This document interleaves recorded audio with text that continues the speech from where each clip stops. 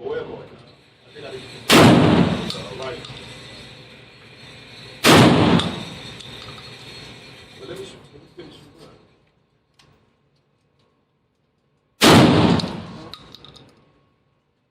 Huh? Oh, at the 40 you shoot? Yeah. Oh, let me follow one time.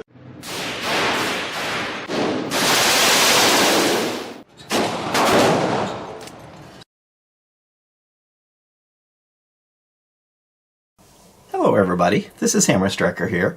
Today I've got a Panzer Arms BP-12 12-gauge shotgun on the table.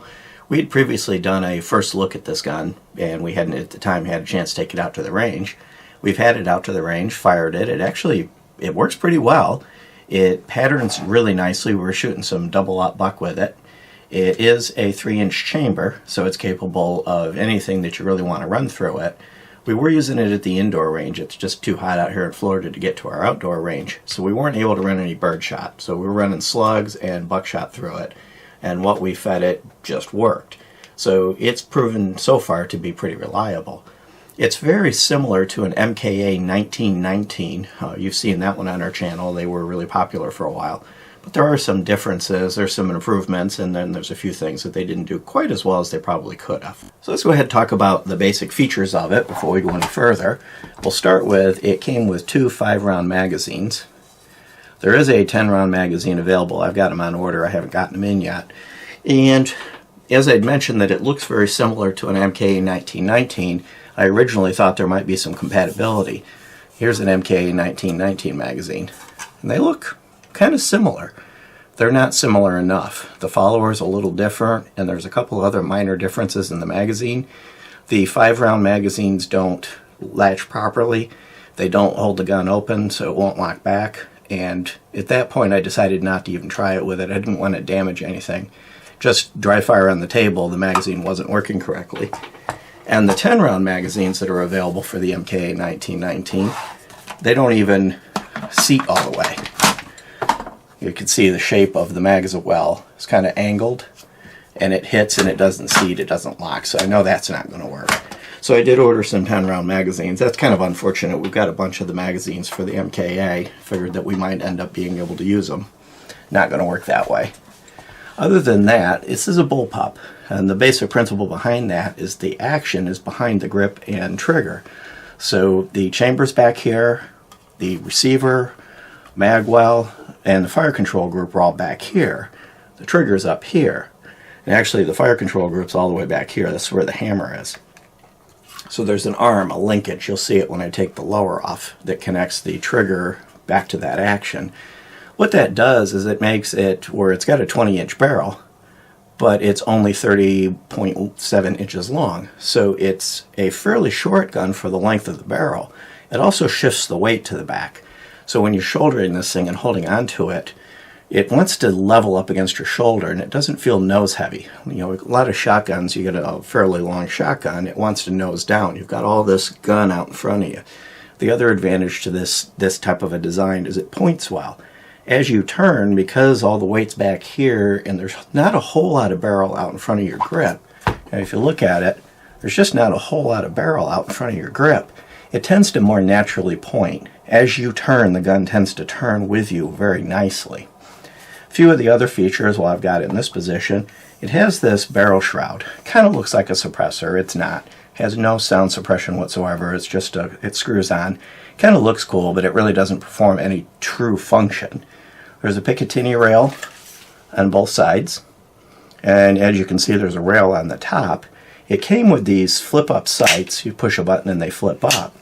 And the rear sight also flips up, and it has a little aperture that you can go small or large.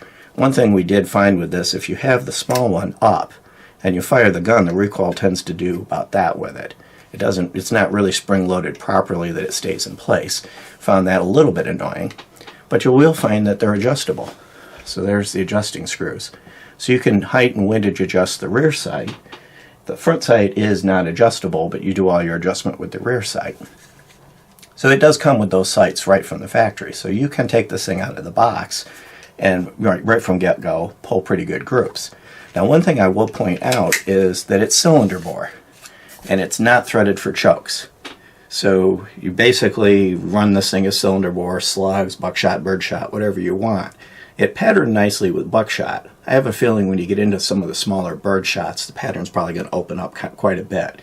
Without a choke to control birdshot, it tends to go about everywhere. But the purpose of this thing isn't a goose hunting gun. This is more of a tactical shotgun. Defense, that various features like that. It's less intended for tight patterns with various chokes for somebody who's really into, let's say, bird hunting. Before I forget to mention it, the barrel is chrome lined. Should make it easy to clean, easy to maintain, and make it fairly reliable long term. You'll be less likely to get corrosion and that type of thing. Really where this would come in a non-defensive scenario would be something like hog hunting, deer hunting, things where you're not going to be using birdshot. You're going to either be using slugs. We ran some rifled slugs through this and it patterned quite nicely. Or buckshot, where you're going to have a fairly tight group of a large quantity, a large shot. And when I mentioned pattern on the slug, I meant to say group. It grouped nicely. It was a fairly tight group, so it's going to be repeatable. The only thing you may run into with hunting on this is if you have a magazine round restriction, the smallest mag that comes with it is a 5 round. So you may have to modify the magazine to hit like a 3 round limit depending on where you're at, what you're hunting, and what the requirements are where you are. But that's really where this is going to come into play. And then of course a range day. This is an excellent range day. I want to go out and have some fun gun. Especially you can add all sorts of toys on it. It comes with this ankle grip. Now when I did the first look, I thought this was a proprietary setup. Well, this ankle grip is a little bit proprietary, but underneath this, once you pull it off, there's actually a Picatinny rail under there. So you can put a forward grip or whatever else you want on there. And because this hasn't got any tricky things with the grip and the bird's head grip or any weird things, this is just a shotgun. From day one, it comes on the 4473 as a shotgun. There's no reason you can't put forward grips or any other type of things on here.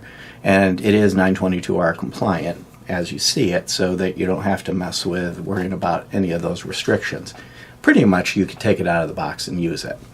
It does come with an AR style safety. It is ambidextrous. There's one on this side as well.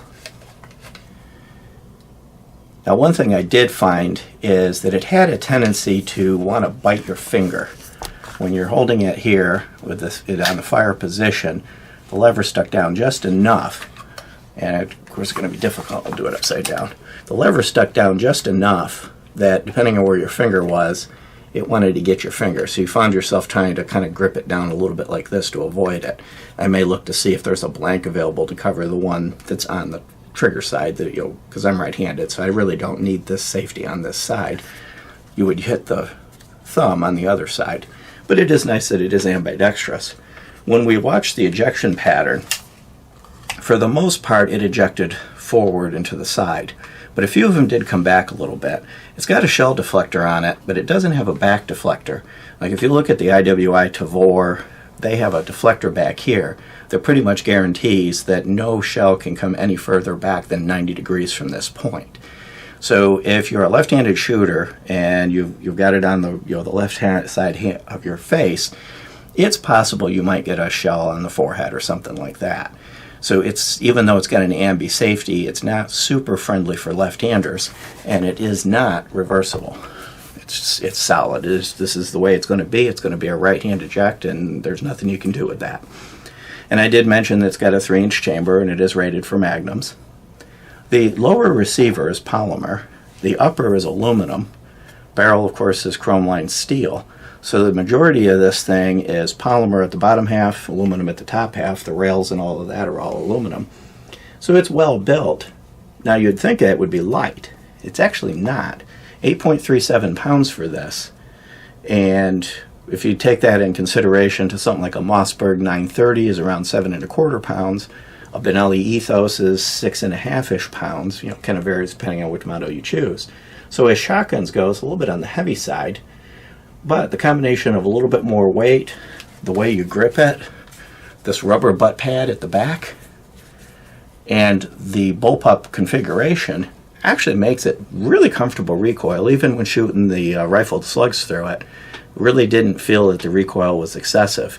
We did run some low recoil through it as well, and it handled that perfectly. The only thing we haven't had an opportunity to run through this is some real light field loads. That would be the one thing that we haven't done. But the MK 1919, which again is fairly similar to this, once you got through the initial break-in on that gun, it handled the light loads equally well. A few of the other features of it, it has an AR style grip, so you can change this grip out. It's kind of like a rubberized grip. The grip's actually quite comfortable, but you can change that out if you don't like it. The trigger is polymer. It actually has a fairly heavy trigger, but it's a nice trigger. I'll demonstrate that in a little bit. The other features that it's got is an AR style bolt release. And you can see I've got the charging handle on the left side.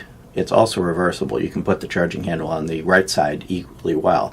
I figure I put it over here on the left, keep it away from my hand and everything, even though, you know, the way you're gripping it, you're going to pretty much be away from it. But you'll see there's a notch right there that you can just pull it out and slide it in. You have to pull the handle off to disassemble the gun, and it's not difficult to do, and you can put it back wherever you want it. And it also has an AR style charging handle here that you can charge it. So it's very flexible in the way you can operate this thing and what you can do with it. It also has an adjustable cheek riser. You can bring this all the way up. There's a screw on the other side here. You just loosen this, you slide it up, and it's got little detent notches in it, so you don't have to super torque this to get it to stay put. The detent notches will keep it in place once it's tightened down reasonably. Now, one of the negatives of this is you do have to pull this off to disassemble the gun. So you have to take that screw off, pull this whole little piece off of here, and the nut that goes into this round, there's a steel nut inside this plastic outer nut, and it's not captive. So if you're not careful when you unscrew this, the nut will fall off. So you want to make sure you're paying attention to that. If you were to field strip it out in the field, it would be easy to lose this. Now, if you do lose this part and can't use it, then it doesn't render the gun inoperative. You just lose this cheek riser. It's also got a place for a sling here at the back. And then on the Picatinny rail, you can install whatever sling holders you wanted on the Picatinny rail. So it's got, again, all the flexibility you would want in a tactical. This is really kind of a tactical shotgun. The angle grip, which of course be replaced, and lots of rooms for lights, lasers, etc., etc. All the toys that you might want to have on a gun like this.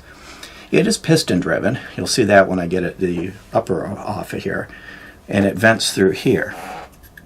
So the operating mechanism, the springs are in front. There's no buffer tube at the back like an AR. All of the springs and everything are up front. And that piston keeps the back part of the gun relatively clean and minimizes backflow into your face.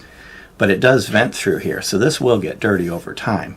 So depending on how you're holding it, you can end up with residue on your fingers. That's just the nature of a gun like this, the way it's designed. Because parts for these are difficult to obtain, and I don't want to have to try to hunt down a firing pin, I am going to use these inert dummy rounds. They're snap caps. They're 12-gauge snap caps. I'm just going to protect the firing pin because trying to find a replacement for it's going to be rather difficult.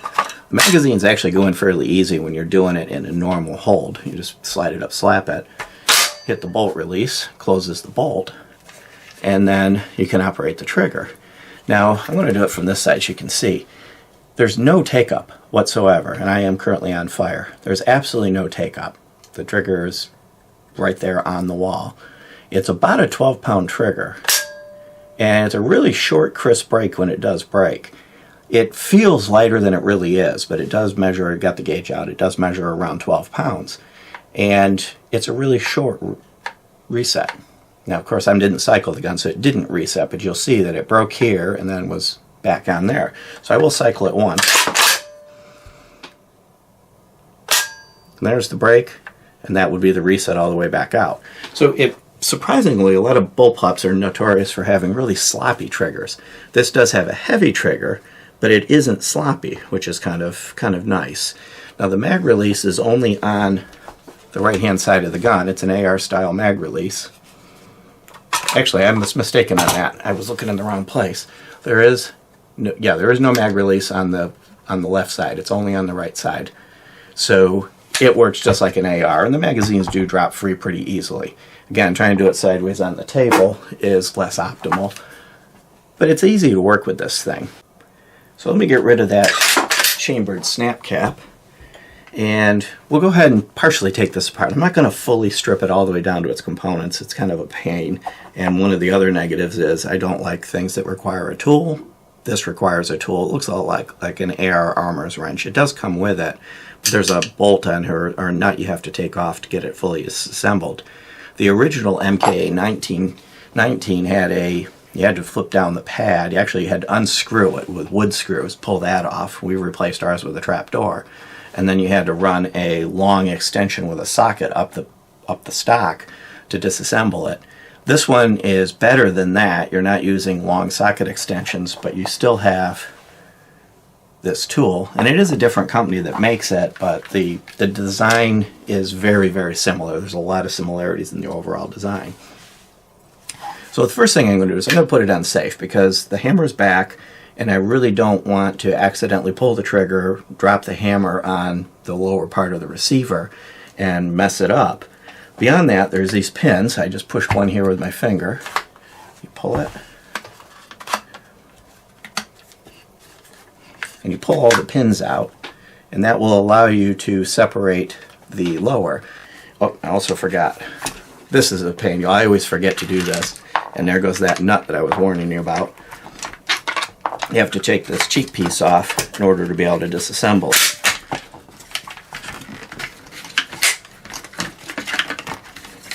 It would have been easier had I done that before I actually disassembled it. Let me set this aside and I'll show you the lower. The lower is pretty simple. You've got the fire control group back here. You've got a rod that goes forward to the trigger and operates the trigger. And that's really all that's in here. And then you do have this feed ramp. And the feed ramp is polymer. It was a weak spot on the MKAs. It does look like it's replaceable, but I haven't seen any replacements for it. Now on the MKA, this was kind of a known weak spot these would wear. Haven't seen any wear on this one, so I don't know if I'll have a problem there, but I also haven't seen any actual replacements. Now the aftermarket really did enjoy the MKA, and it had a lot of replacement parts. This one I haven't seen that happen yet. And then there's a little bit of a notch at the front. These do work. They just have a few things that look like they might be a little bit on the delicate side. So now I have the upper. And if I want to take this apart further, I unscrew this.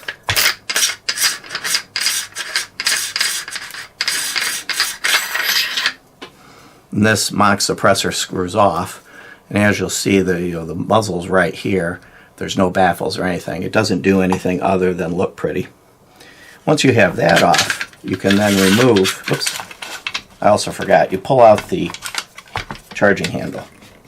And it just pulls out. Now sometimes it'll come right out, other times you have to wiggle it, but once it comes out, then you can pull this off. And that's a little plate that's at the front. I'll show you that in a bit. This is the nut that I mentioned requires a tool. The piston is here. Here's the piston right there. The gas port's up underneath this. To take this further apart, you take this nut off, then you have to thread it past this set of threads as well, taken completely off. Then you take the first part of the gas mechanism apart, thread that all the way off. Then the bolt and operating rods, spring assembly all kind of slide out together once you take this nut off. Biggest problem you have to be careful with this nut is it's under spring tension. It's an aluminum body, a steel nut. So you want to be really, really careful that you don't cross thread it. When you start screwing this thing on, if it doesn't go easy, back off. Aluminum doesn't really put up with cross threading very well. It pretty much flattens the threads out and it's game over. If this isn't able to keep tight, when it cycles, it'll eventually batter itself loose and the gun will come apart. Replacement parts for these are not readily available at this point. If you ruin the gun, you're pretty much just going to have to buy a new one. Other than the one part that you need the tool for, though, overall this is an easy to clean, easy to maintain gun. Parts that get dirty are right in here, and of course the chamber and the barrel, so it's easy to actually keep this thing clean and operational. So I'm going to go ahead and put it back together.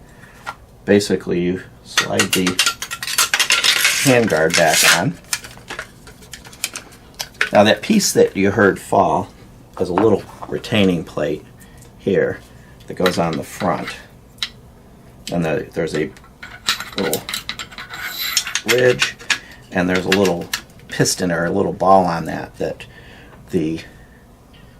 where there goes, the mock suppressor goes on to.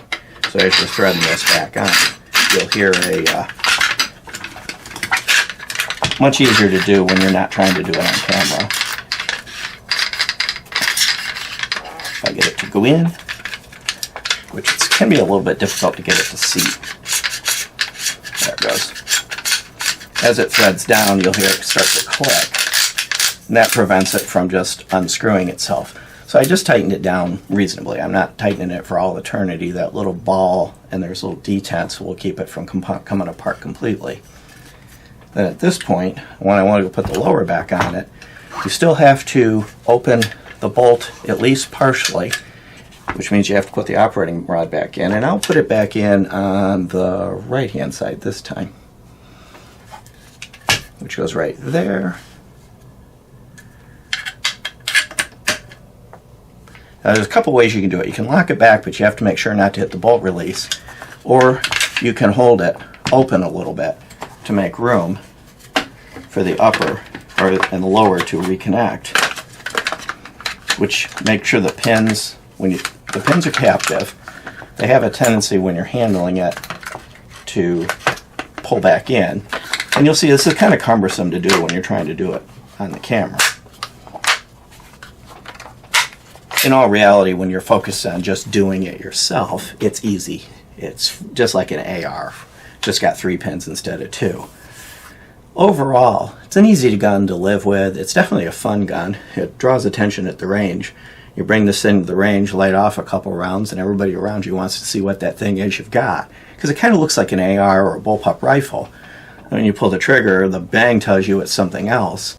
And in the mid 500s, 559, on a couple of the online sites, it's actually quite a fun rifle for a reasonable price. Rifle, shotgun, for a reasonable price. It's actually quite a bit of fun. We've enjoyed having it.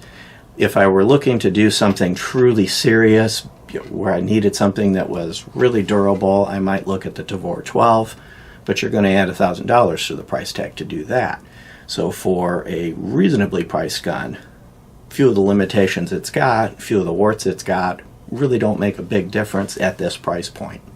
And of course, when you're all done, make sure you don't forget to put this part back on, and if the cat has run off with the nut, you'll have to chase that down. This one here, this really should have been captive. I may take a drop of adhesive and secure that to the screw so this is not always running around off on things. But beyond that, if you like our videos, please give us a thumbs up, share, subscribe, click that bell if you do. Thank you to our Patreon supporters and YouTube subscribers. And also just to let you know, we're now on Gunstreamer. We're still, of course, going to be on YouTube. And we're soon going to be on Twitter and Instagram. Beyond that, have a great day. Thank you.